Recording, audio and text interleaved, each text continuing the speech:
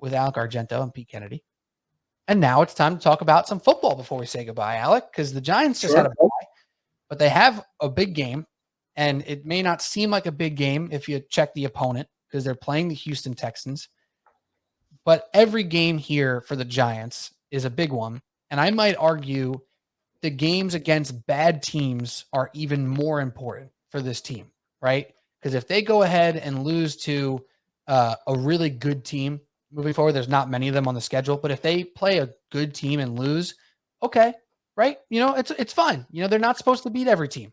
But when they play the Texans like they are this week, when they play the Lions like they are the week after, those are the games that if they continue to pull through and win, that's how they punch their ticket guaranteed into the playoffs right now. And the NFC is catching a lot of crap for how bad they've been and how the Giants look like they have a really good shot to make the playoffs. However, the Cowboys are right there, probably a little bit better than the Giants right now. They're definitely better than the Giants right now. The Eagles, obviously, the pacing of the East of the NFC right now. The Vikings, obviously, with the great record. You got the Seahawks, I guess, in the West. I don't know. The Niners are still hanging around. It's not a guarantee here for the Giants to make the playoffs. But, and you give me a face right there, Alec, I'm saying that because of the importance of taking care of business against teams they're now supposed to beat. It's the Texans and the Lions. They're 6.5-point favorites against the Texans. Texans have been this annoying team all year that have been playing 4-point games and 7-point games and really close games, even though they're one-win team. They have to take care of business. So right now at 6-2 post-bye, your feelings on the Giants are what? Your expectations are what? I don't have expectations because to have expectations this year is ridiculous. This was a rebuilding year. Just enjoy the ride, man. Like if they don't make the playoffs, they don't make the playoffs. If they make it, that's awesome. That was really great because they have like $40 million in cap space next year that they can work with and go do whatever the heck they want. I don't know. I like if they lose to a bad team, the Giants are a bad team. Like on paper, they're a bad team. So that's okay. Like I have no false illusions of who this team is. They are a team that Brian Dable and Joe Shane are like squeezing water out of a stone out of, right? Like that's what they are. They lose to the Texans. They lose to the Texans. I don't think they will because I think they've proven that if they can beat any team that is below them in the standings. On top of that, we talked about like the Eagles. I think the Eagles are a good team. I think their record is ridiculously inflated. Who have they played that was good outside of the Vikings when the Vikings didn't figure it out yet? And I still don't think I think the Vikings are in the same position the Giants are in. I don't think they're a good team either. I think they're the almost identical team to what the Giants are. An average quarterback is playing better than normal.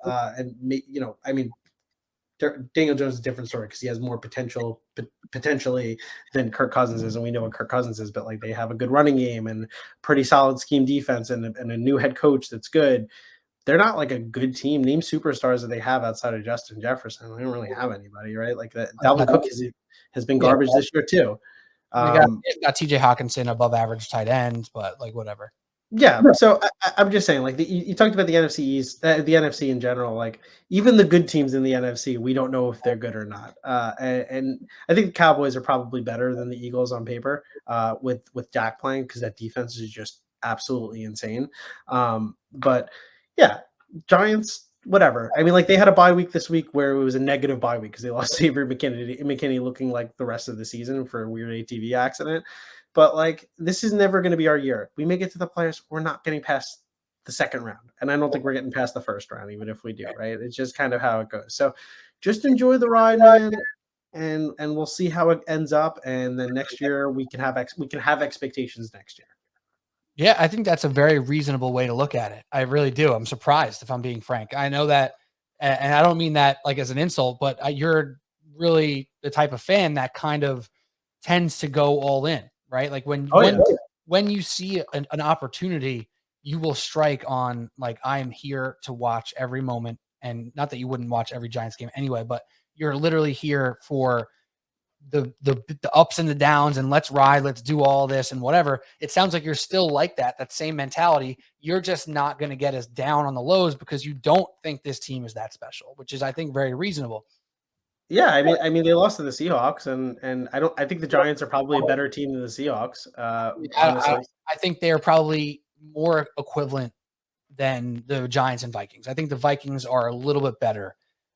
Maybe sure. like you said that Kirk Cousins is an average quarterback playing above average, right? I think Daniel Jones right now is a below average quarterback playing average. So I think That's where you're wrong. That's the one thing you're like dead wrong on. He's awesome. I thought you were being serious there for a second. I am being serious. I 100% dead serious. Daniel Jones is the guy that you need to resign for the next 3-4 years. Okay. Well, I don't know about all that because he hasn't done anything special, and I'm willing to give him the benefit of the doubt because of The most important quarterback stat is wins and losses. I know you're gonna, oh, it's a team stat. That is a quarterback stat. It is so like, is Tua awesome his whole career? He's been awesome his whole career. He has an 18-6 record in his career. He's awesome. He's above average. He's been this year, but I'm saying like in years past, he's still had a winning record and he's been doing it who knows how. Yeah, he's been great. No. What does it matter? He's winning. That's the only thing that matters. The only thing that matters is winning. No, for the team. It matters No. for the team. But that's the only thing that matters in sports. No. That's the only thing that matters in general. For the team. I agree with that if you're talking about the team. No, this isn't fantasy. This isn't fantasy football. This is where you make the mistake. When you say, oh, the only thing that matters for Daniel Jones and any quarterback for that matter is wins, is when you now give him a contract based off of how many wins he had last year. Right? What do you think the contract's going to be? You think he's going to be making $40 million? He's going to make $25 million a year for the next 3 years. And you get to save an extra $25 million to spend however else you want. You get it. The NFL for years has overvalued quarterbacks. They had done it the game has evolved to the point where you can have a game manager and go far into the playoffs and have a good season. It's happened more often than not in the last couple of years. What was the last great quarterback to win a Super Bowl? And I'm not talking about historically great like Tom Brady or anything like that, but like Matt Stafford last year. Matt Stafford has very good last year. Sure. And Joe Burrow literally dragged his team to the Super Bowl because he was very good last year. Tom Brady won 2 years ago. He was awesome the entire year. Tom Brady has been a game manager for the past 10 years. 2 years ago, I know what his stats were. The defense was also a huge proportion of that, which is my point, right? So like, why are you going to pay Daniel Jones based off of a run game? What are you paying him? What are you paying him? I know the price isn't going to be that crazy, but I'm not. Question for you. Would you rather be in the Giants situation or the Packers situation right now? Oh no, the Packers situation's a disaster right now. Who's the better quarterback? This year, it's been Daniel Jones. No, obviously it's Aaron Rodgers. Right. Obviously Aaron Rodgers. Would you rather spend 45? How much is Aaron Rodgers getting paid? $50 million a year? Something like that. It's insane. It's a 3 year. Daniel Jones will make $20 to $25 million if they re-sign him. I agree with that. I agree with that notion. And I'm not saying they shouldn't do that either. But I'm just saying that you now ruin your franchise if you give your quarterback a contract based off your team's success, because you have to look independently of that, right? So, like you don't pay your Giants other positions based off team success. Why would you pay quarterback if you're saying that quarterback is like any other position on the team? Do you think the New York Giants give a shit if like Daniel Jones' stats are amazing? It's not a fantasy football team. If they're not winning, if they're not winning, do that. They're not asking him to be better. And they're asking him to work within the system to win games. If that's what they're doing, that's what you want. That's what you sign off of that. You shouldn't pay. You should pay them off that. But that's what he's going to get paid. He's not going to get paid anything more than he's worth. He's not going. Him on the open market is never go. He's never going to get like a poison pill contract. He's never going to go like the Vikings. He might get a fucking backup job. He might not be a starter on the open market. He would be a starter. Some team would take if Geno Smith can be a starter on this. He would get a Panthers like fucking bullshit. Sure, but he would be a starter. You need somebody to start. That's what he would get. He has proven that he's a starting quarterback in the NFL. Maybe not a top tier starting quarterback. He's a starting quarterback in the NFL. Maybe next year, whatever. But he would get signed somewhere. He will have offers. his best offer will be with the Giants for sure. And his second best offer would be to back up another quarterback. Honestly, no, you're out of your mind. Then you're out of your going to be the starting quarterback for the Texans, and then what? They're going to be dog shit. They'd be terrible. They're already terrible. Exactly. He's not making them better. He's not a ceiling raiser in the slightest bit. At this point, he is. But that's not what the Giants don't need. But the Giants need someone who's going to fit their offense. They have built an offense. What do you do moving forward? You always need someone better. who's going to fit your offense. You're always going to need someone who's going to fit your offense. You don't think Daboll would like to have Josh Allen as his quarterback? Of course, he'd like to have Josh Allen. Josh Allen is not. He didn't grow on trees. Where are you going to get a Josh Allen? You're going to go take a gamble and what? He is a tree, literally. You don't.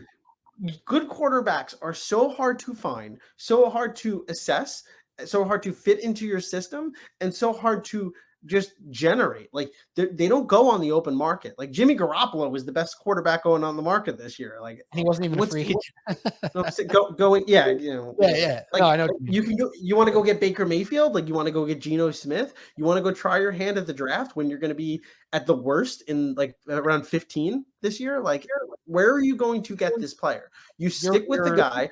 You're winning games, and you put good wide receivers in front of him. His entire career, he's on his third different scheme, third different offensive system. He has never had wide receivers around him. He has had the second worst offensive line in football his entire career. This is the first year where he has someone actually protecting his blind side.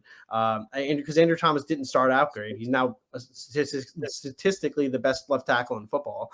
You build around that.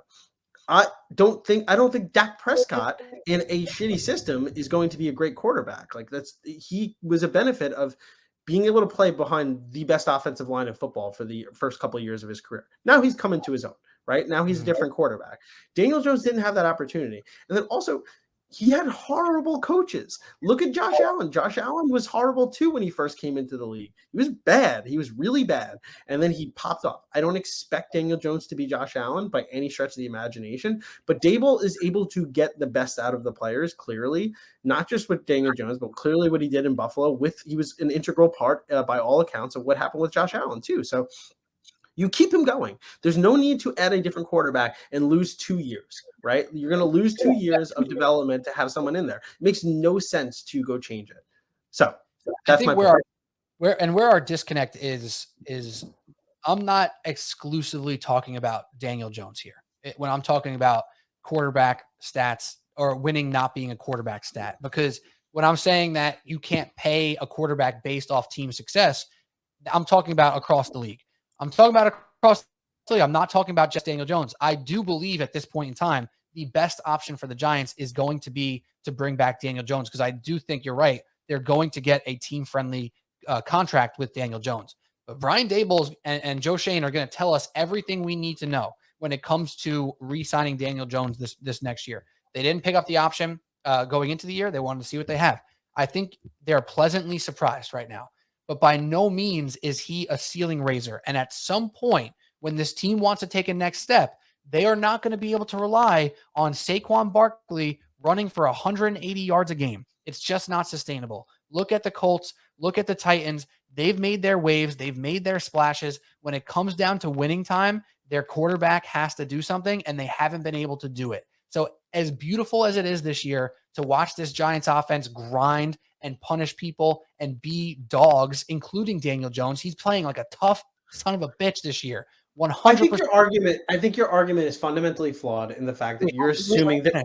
Let me finish, because then I'll give it back to you. So all that stuff is so super true. He's been a tough motherfucker this year. He's running his heart out, and I don't think the coaching staff even cares if he gets hurt that much, because at this point he's almost expendable to them. And that tells me everything I need to know about how they are treating him as the future of this franchise. Like, the best option for us to gain yards and put points on the board and win is possibly putting a quarterback in harm's way, because that's the only way he can get it done right now. And I think there's a point of diminishing return in the future where you get into those tight games and you need the quarterback to make something happen in the air. It just doesn't exist yet. It's not there yet for Daniel Jones. And that's okay. He should still probably be the quarterback for them for the next 1 to 4 years. 100%. I'm on board with that. But you have to be careful because all of a sudden you're going to be in a NFC divisional playoff game against the Cowboys, against the Eagles, against some team that can put points on the board, and you're going to need him to throw the ball, and it's not working yet this year. Willing to give the benefit of the doubt. The weapons are absolutely trash. Absolutely trash. If he was in the Dolphin system right now, he'd probably be throwing 250 yards a game as well. Those receivers are sick. However, it's important to look at it from a balanced perspective. Otherwise, you get in trouble down the road. I don't think your assessment is fair, and I think that it's flawed in the fact that you're assuming there can be zero growth from Daniel Jones going forward. I think he has shown tremendous growth this year alone, and attaching that with what you just said, I can't overstate this enough. Understate this at all. He has had zero wide receivers this entire year. Even his terrible. It's them, the Giants, and probably the Chargers are in a similar boat with having no wide receivers because they're all hurt there too. But like the worst cores in football. You now, by re-signing him to $25 million, doing everything that Shane had done going into the season by getting rid of Blake Martinez and James Bradbury and everything like that, those things that really hurt in the moment, but then clear up $40 million for next year and things like that.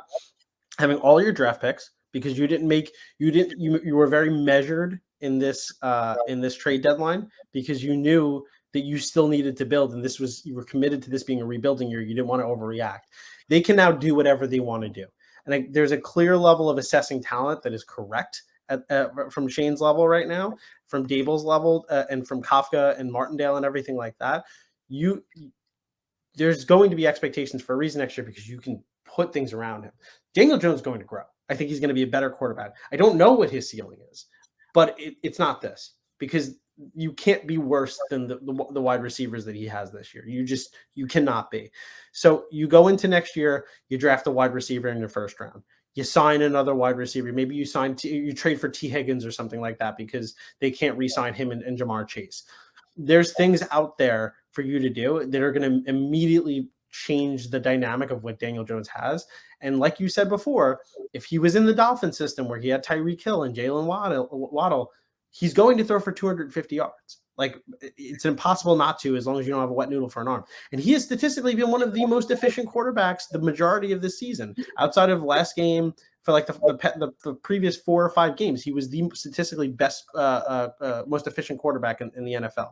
He's led the most game-winning drives in the NFL. He's a gamer. They clearly want to re-sign him. I don't think them not picking up his option was telling. As telling as his performance on the field this year. You're acting like he's been garbage this year. He has not been garbage. You're inferring it. You didn't say that. I don't know, man. It's coming across like I literally said I'm giving him the full benefit of the doubt that the receivers have been trash, and he's playing like a tough dude right now. All true. The one thing that we 100 you're saying he can't do things through the air. Like he can. That was actually his positive. He has. That was. This year, I know. We're going in circles. He physically hasn't this year through the air, despite the efficiency. And last year and the year before, I was harping on him that he wasn't throwing any touchdowns and he needs to score in the red zone. They're scoring in the red zone. And if I want to give some of the credit to Daniel Jones, I'm glad to do so. A lot of the credit goes to Dable and the offensive coordinator as well. But one thing we 100% agree on is the trust in this front office and coaching staff right now. So all those things you just laid out were absolutely beautiful. The receivers, they need to do something there. Obviously, the team has a great path to be way more talented next year because defensively, they're good. There's room for them to be great on defense as well. So there's a great path for this team to be a lot better. And I still believe, like I said before, that Daniel Jones should be the quarterback moving forward for now. And I'm just saying to be careful with it, right? If all of a sudden, don't think this is going to happen, the Giants gave him a $32 million a year contract. That'd be crazy. It'd be crazy, right? So let me ask you this question. Would you rather have Joe Burrow or Justin Herbert at 40 million plus or Daniel Jones at 23? Daniel Jones at 23. That's where I would disagree. Can I explain? Sure. If I was in the situation, that they were in compared to what the Giants are in. Giants have too many holes that they need to fill. That $15 million goes to 5 players, 6 players, 7 players, whatever it is. You need that in this moment. They are not a Super Bowl contender. They will probably not be a Super Bowl contender next year either. It's like year 3. You need that money right now to do that. If you're asking me on paper, do I want Joe Burrow or do I want Daniel Jones? Obviously, I want Joe Burrow. Yeah. Like that goes without saying. That $15 million is so crucial to what the Giants need for next year, right? That's kind of the impetus of my whole rant is that money is so important because we don't have enough money to elevate practice squad players for the rest of the year. That's how bad our cap situation is right now. We have the worst cap situation in the league. So like that money is going to be crucial because Gettleman left us in a mess. Absolute disaster. Dave Gettleman. Don't even want to say his name on the damn podcast. Good at assessing talent, though, in the draft. Very good at that. Who? Gettleman. Very good. Yeah, he just didn't know their value. That was his problem. He was fine at talent assessment. He had no clue about value of when somebody should be drafted or how much you should pay them. Right. He just knew if they were good or bad. Right. Leonard Williams is one of the biggest cap hits in the league. Like he's good. He's good, damn good player. You know? Yeah. It's like it sucks that he had no fucking understanding of how much or when. That was his big issue. But look around all the good young players that the Giants have. Look at Dexter Lawrence, Xavier McKinney, Julian Love, Daniel Jones, Saquon Barkley. Like these are the guys he drafted. Like they're all over the league. So Andrew Thomas, these guys were his people. So yeah, I can't wait to see what happens here. And frankly, like even with the lack of receiver talent, I'm still hoping to see some more passing out of Daniel Jones against the Texans and against the Lions. You get the Cowboys after that, and it's going to be tough. That's going to be a tough matchup. That's their big loss here, right? So just run through the schedule real quick here. Texans, Lions, as I mentioned. Then Cowboys, Commanders, Eagles, Commanders. Vikings, Colts, Eagles, right? So that's what I'm saying. If you are going to look at this season in a vacuum here, how important it is to beat the Texans and Lions. You get to 8 wins, and then you kind of split the rest of the games, and all of a sudden you're a double-digit win team, right? And like that's special. I was a guy on this podcast before the season starting saying, how in the hell is the Giants over under 7.5, right? Like how stupid am I for saying that? Because they've just taken care of business against a bunch of teams, some of which we thought they could beat, some of which we had no idea they could beat, like the Ravens or the Packers, for that example. So what they do against some of these bad teams moving forward, Titans as well, who have now been on a rampage here before losing to the Chiefs. So yeah, I still want to see some more things out of him. I do expect him to be the quarterback because the point you made that I also agree with on the quarterback front is the reset that would almost definitely take place if you got a new quarterback next year. It could be the number 1 pick in the draft for all it concerns. It's still going to be a growing curve for that quarterback, and it's going to take another year or two for them to get right.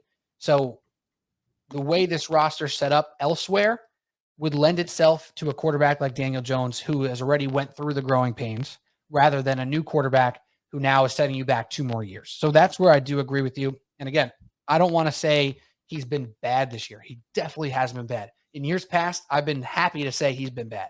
He's not been bad this year. He's not been great either. So that's why he's good, though. Say he's good. He's been good this year. He's been good this year. There you go. He's been good this year. All encompassing. He's been good.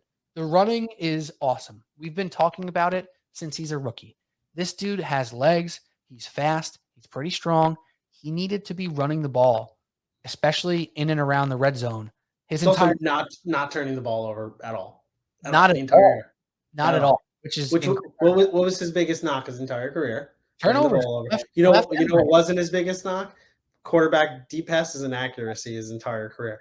Right. That's because he had better receivers before. When he gets better receivers, now that he's figured out the turnover stuff, now he's got a left tackle, and he's got a system that's modern, not from the 1930s, he will be good next year. He won't be great. He won't be the best quarterback in the NFL, but you put good stuff in front of him, he will capitalize on it, and the Giants will have next year, if they get what they need to do, they're a 12-win team next year.